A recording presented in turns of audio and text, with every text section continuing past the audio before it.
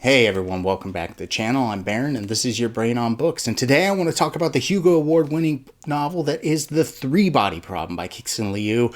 I just read this in March and wow, this book absolutely blew me away. Fantastic read.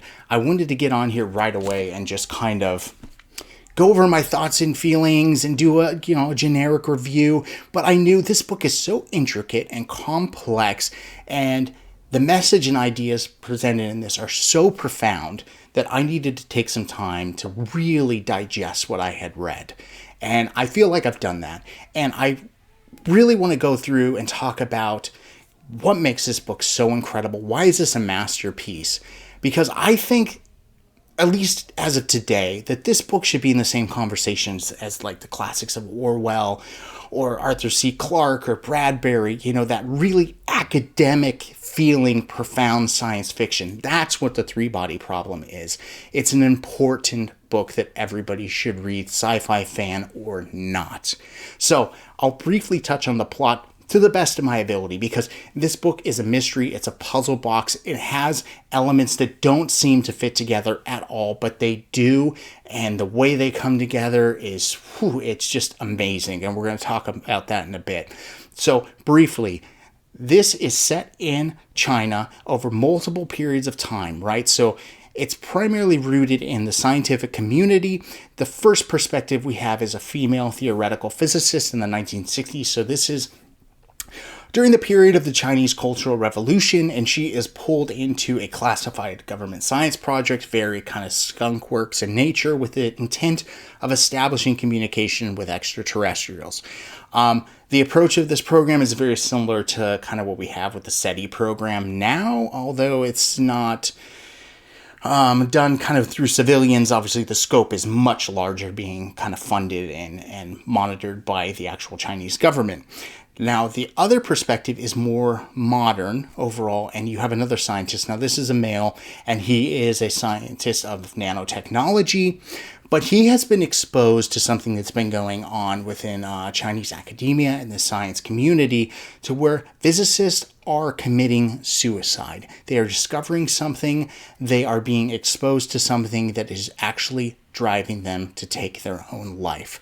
Now, wow, that is something else. Right there, I was pulled in. I want to know what the heck could be so insane that would make these people do this stuff, especially the intellectual types, the people that it's just not fitting for their nature.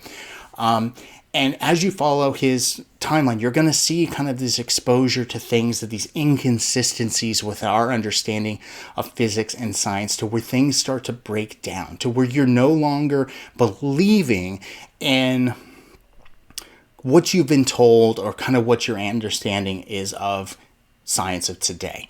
And it's amazing. Okay, so I'm going to leave it at that. Like I said, the experience of this book is the puzzle box element, which is going to lead me into the next bit of what is so amazing and how is the approach different here.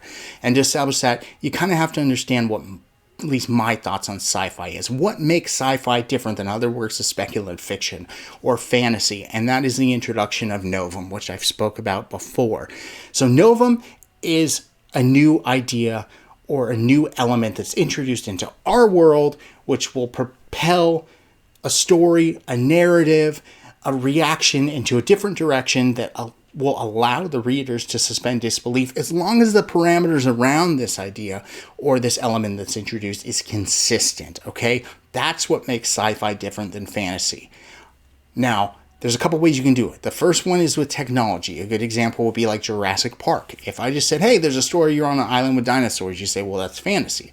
Well, Crichton establishes the science immediately on how that could potentially be possible. It doesn't matter how far-fetched or if you believe it, but it seems consistent. It seems possible enough to where you're willing to suspend disbelief and go along with the rest of the story. Another way you can do this is just through ideas, and that's where you get more of your classics like Arthur C. Clarke and Bradbury and Orwell, dystopian science fiction. You're pushing timelines, you're changing political structures, and it's going to create an opportunity to look at humanity a different way. Another great form of sci-fi. A third way is you can do both. All right. An example a lot of people have read would be like Dark Matter by Blake Crouch, although that might be a bit of a kind of sterile example, but it has accelerated technology. It uses the idea of, humans being in superposition and types of science, I guess, levels of physics that you will understand, to where now you're able to go through this like portal fantasy experience, and it seems okay. You're willing to go along with it. So the three-body problem does both. It has the ideas, it has the technology, but unlike other sci-fi that establishes it from the get-go, and you say, okay, well, this is what we're doing, this is how we changed everything up in society, this is the technology that's been introduced, so now let's have this crazy story go on. The part that makes this great is the story's trying to figure out the connection. So you have multiple perspectives going on. You have one that's grounded in reality, it's grounded in the physics and the science that you understand. And then you have this other one that feels fantastical. It starts to break down what you understand, what you think is possible, but the connection between them doesn't make sense. You don't know how you get from this to this, at least until the end of the book. The entire time I was reading this, I'm trying to reconcile through my limited understanding of physics how we can get from here to here. It doesn't add up. It doesn't add up at all. And that's the beauty of the story. You're just going through this back and forth, back and forth, back and forth, until they come together. And it's just a jaw-dropping, oh my goodness moment, to where things that just seem so fantastical are suddenly grounded in reality. And wow, it's amazing. And throughout the journey getting there, through the characters and, kind of what's going on in our world, and you have this kind of push and pull between Western and Eastern civilization and academia and civilian life, and there's so much social commentary that seems important as you're reading it, but you don't know why. And once you finish the book and you see how this all comes together, you're able to kind of go back and start to put in all these other pieces of the profound ideas and the social commentary and how it fits into this overarching narrative. And that's why I had to take so long to think about this book, because it was just incredible. It was incredible. And, some of the ideas that are presented here are not unique just to this book. I mean, we're talking about like technology, and a big one being progress, like kind of the lack of cooperation we have in society, or, politically, or within different countries or different political styles, and how humanity is just willing to kind of be its own worst enemy and hopes to have technology be its savior. Okay, that's an idea you see in other sci-fi. That's not unique, but the way that it's presented in here is. And to top it off, through these perspectives, there's a lot of intentional contradictions and paradoxes to where it makes it seem like the book itself isn't solvable.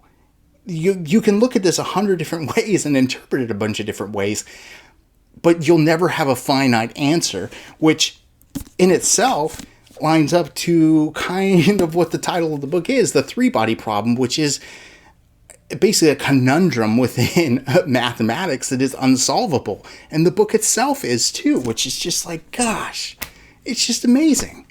Like, I don't know what else to say. Now, I'll quickly touch on the things that I didn't love. Overall positive experience.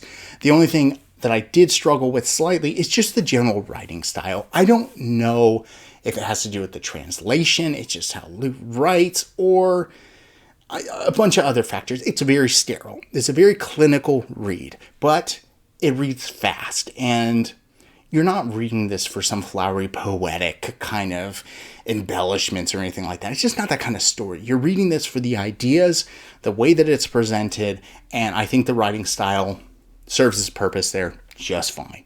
Okay?